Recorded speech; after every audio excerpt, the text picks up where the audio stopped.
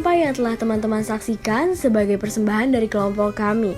Untuk itu, kami mohon untuk simak video ini sampai habis karena kami akan eksplor Aceh. Sejarah terbentuknya Aceh. Daerah Aceh dimulai pada abad ke-7 ketika daerah ini merupakan pusat kerajaan Hindu-Buddha. Kerajaan-kerajaan ini muncul pada masa kejayaan Sriwijaya dan Majapahit. Namun pada abad ke-13, Islam mulai masuk ke Aceh dan berkembang pesat di daerah ini. Abad ke-16, Aceh menjadi sebuah kerajaan Islam yang kuat dan mandiri yang dikenal sebagai Kesultanan Aceh Darussalam. Kesultanan ini memiliki hubungan perdagangan yang kuat dengan negara-negara lain di Asia dan Eropa, termasuk Inggris dan Belanda.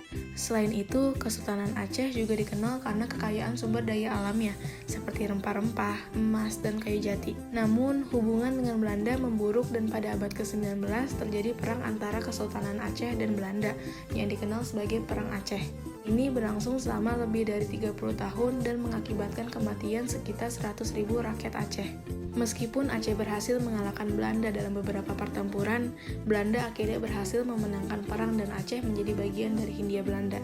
Setelah kemerdekaan Indonesia pada tahun 1945, Aceh menjadi bagian dari Negara Kesatuan Republik Indonesia.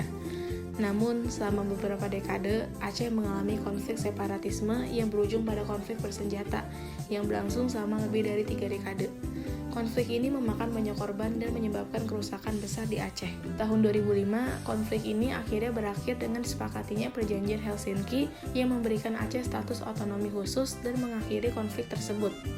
Saat ini, Aceh menjadi sebuah provinsi yang berkembang dengan kekayaan alamnya, budaya yang unik, dan warisan sejarah yang kaya. Budaya Nanggro Aceh Darussalam. Aceh merupakan salah satu wilayah Indonesia yang terletaknya berada di bagian paling ujung sendiri dari rangkaian Kepulauan Nusantara.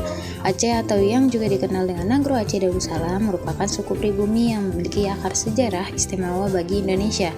Aceh juga mendapat julukan Serambi Mekah. Hal ini dikarenakan Aceh memiliki nilai ideologis Islam yang melekat dan begitu kental dalam kehidupan masyarakatnya. Rumah adat Aceh sendiri dikenal dengan nama Rumah Aceh atau Krong Bade. Ada beberapa hal yang unik dan menjadi ciri khas dari rumah adat Aceh ini. Salah satunya bentuk rumah yang seperti panggung dengan berjarak sekitar 2,5-3 meter dari atas tanah. Keseluruhan bangunan rumah adat ini juga dibangun dengan menggunakan kayu, sedangkan atapnya berasal dari anyaman daun enau atau daun rubiah.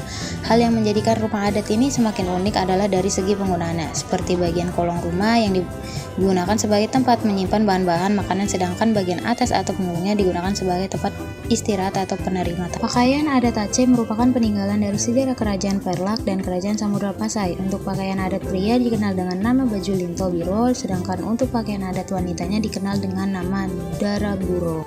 Upacara adat yang ada di Aceh bukan hanya upacara yang digelar dalam acara perkawinan saja.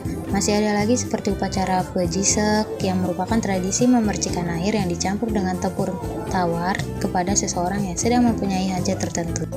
Tarian adat dari Aceh yang sangat terkenal adalah Tari Saman. Tari Saman memiliki unsur-unsur keindahan seni yang unik dan khas.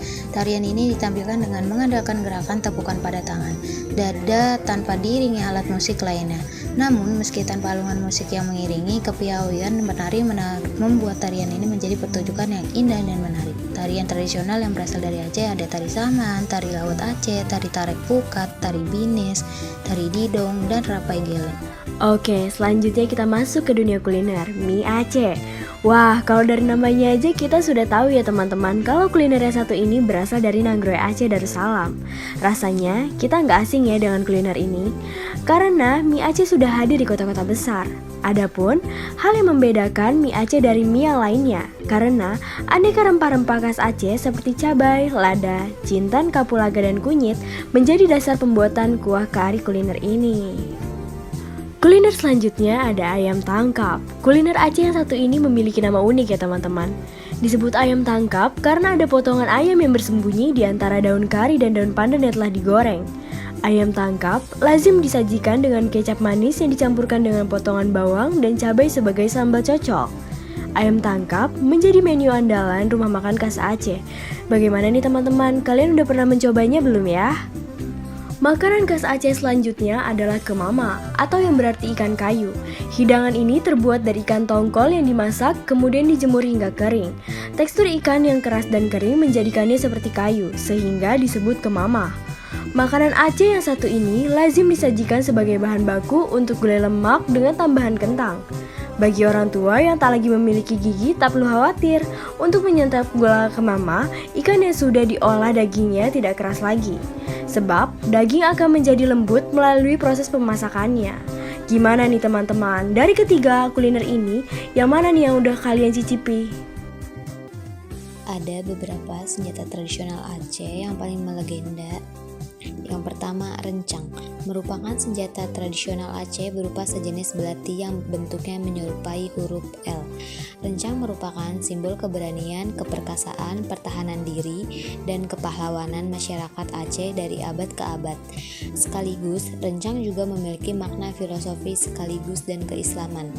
Hal ini nampak dari gagangnya yang berbentuk huruf Arab diambil dari padanan kata Bismillah. Yang kedua, siwa, merupakan senjata tradisional Aceh yang mirip dengan rencang.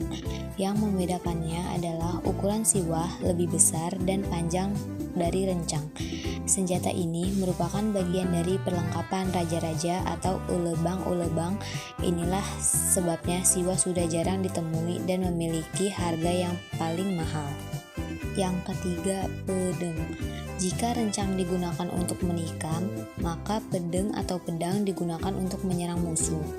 Pedang lebih panjang daripada rencong dan siwa. Yang keempat, redu. Senjata tradisional Aceh selanjutnya adalah redu. Senjata yang satu ini memiliki bentuk mirip seperti golok. Bedanya adalah redu memiliki bentuk yang tipis dan ramping sehingga ringan saat digunakan. Pada gagang redu dilengkapi dengan motif yang unik. Tujuannya adalah untuk menambah kenyamanan saat dipegang. Bentuk dan berat redu ini membuatnya sering dijadikan senjata jarak dekat. Yang terakhir adalah keliwang, merupakan senjata tradisional Aceh yang bentuknya mirip dengan kelawang. Senjata tradisional ini dari Aceh, bedanya adalah keliwang ini lebih ramping. Berikut adalah macam-macam alat musik Aceh. Yang pertama ada canang kayu. Alat musik dari Aceh ini dimainkan oleh masyarakat suku Gayo di Aceh Tengah. Canang kayu awalnya hadiah yang diberikan oleh kerajaan di Jawa pada masa kerajaan Ninge. Yang kedua ada celempong. Alat kesenian ini berasal dari Tamiang Aceh. Diperkirakan celempong sudah berusia 100 tahun di daerah Taming. Alat musik ini terbuat dari potongan kayu berjumlah 5-7 potongan kayu. Yang ketiga ada gendrang. Gendrang termasuk jenis alat musik yang dipukul memakai tangan atau kayu. Alat kesenian ini bisa ditemukan di Aceh Besar sampai Aceh Utara.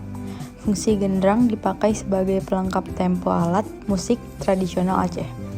Yang keempat ada beregu. Alat musik ini dimainkan dengan cara ditiup dari ujung yang berlubang. Cara memainkan beregu hampir mirip dengan trompet, namun alat kesenian ini terbuat dari tanduk kerbau yang masih utuh. Beregu termasuk alat musik tradisional di daerah Pidi, Aceh Besar, dan Aceh Utara.